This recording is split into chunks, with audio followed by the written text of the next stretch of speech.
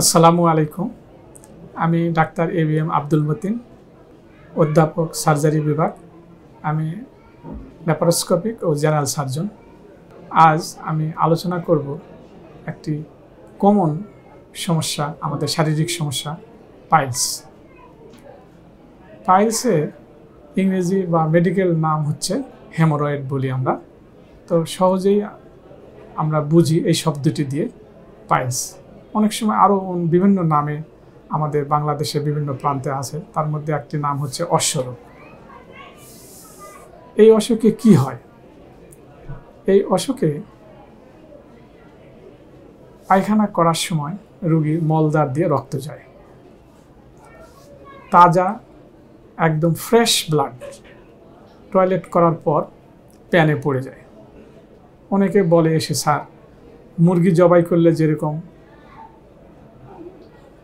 Jet মতো রক্ত আসে, অনেকটা ওই রকম রক্ত আসে। তাজা রক্ত, ফ্রেশ ব্লাড এবং টয়লেটের পরে, এটা হচ্ছে পাইলস।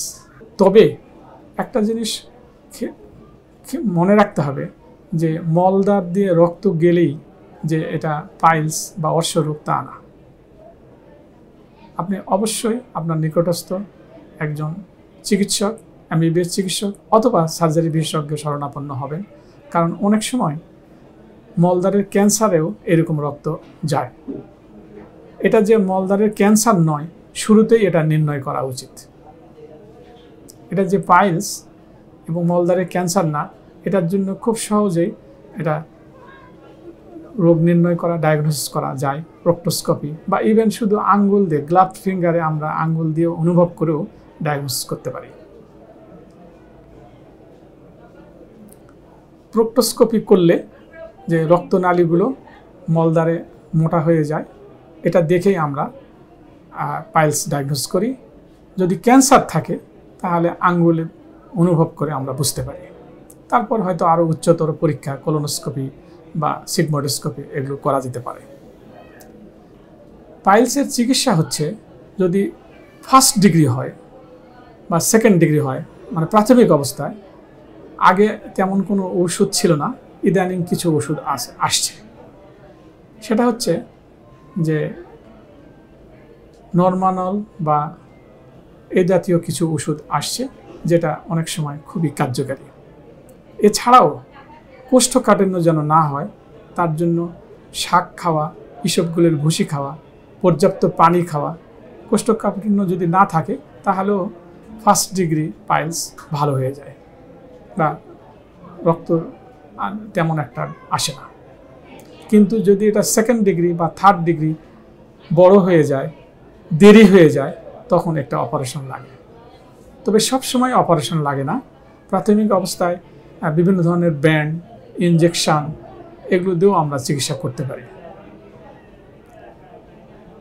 যদি থার্ড ডিগ্রি হয়ে যায়, মানে মলদ্বারে একদম গোটা চাকার মতো দেখা যায়, সেক্ষেত্রে অপারেশন করতে হয়। আগে আমরা অপারেশন করতাম কেটে। এখন আধুনিক চিকিৎসায় একটি অপারেশন এসেছে, লঙ্গ অপারেশন। এটা একটা স্ট্যাপলার জাতীয় ওষুধ প্রসিডিউর।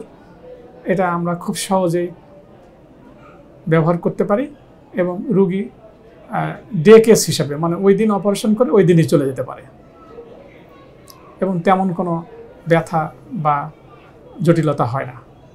কিন্তু আগে আমরা যে অপারেশন করতাম, মলদ্বারে কাটাছেঁড়া হতো এবং তাকে হিপ বাথ বা পানিতে, গরম পানিতে বসতে হতো এবং মলদ্বারে এই অপারেশনের ক্ষত শুকাইতে তাকে 1 মাস বা 1.5 মাস পর্যন্ত ধৈর্য ধরতে হতো। কিন্তু যদি আমরা লঙ্গ অপারেশন করি, মেশিন দিয়ে অপারেশন করি, স্ট্যাপলার ইউজ করি, তাহলে কয়েকদিনের মধ্যেই রোগী মোটামুটি সুস্থ হয়ে যায় এবং অপারেশনের পরে রোগীর তেমন কোনো ব্যথাই থাকে না। তো যখনই আপনার নিজের বা কোনো আত্মীয় স্বজন কারো মলদ্বার দিয়ে তাজা রক্ত আসবে এবং ব্যথা থাকবে না, খুবই সম্ভাবনা এটা পাইলস।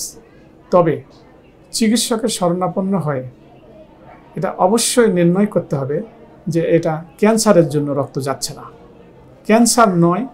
এটা নির্ণয় করার পর পাইলসের চিকিৎসা করতে হবে এবং প্রাথমিকভাবে চিকিৎসা করলে আপনি ভালো থাকবেন। আর মলত্যাগের নিয়মিত অভ্যাসটা রাখতে হবে, প্রচুর পরিমাণে পানি খেতে হবে, কোষ্ঠকাঠিন্য পরিহার করতে হবে, একবেলা শাক পাতা জাতীয় কোনো খাবার খেতে হবে, তাহলে আপনি ভালো থাকবেন। অনেক ধন্যবাদ।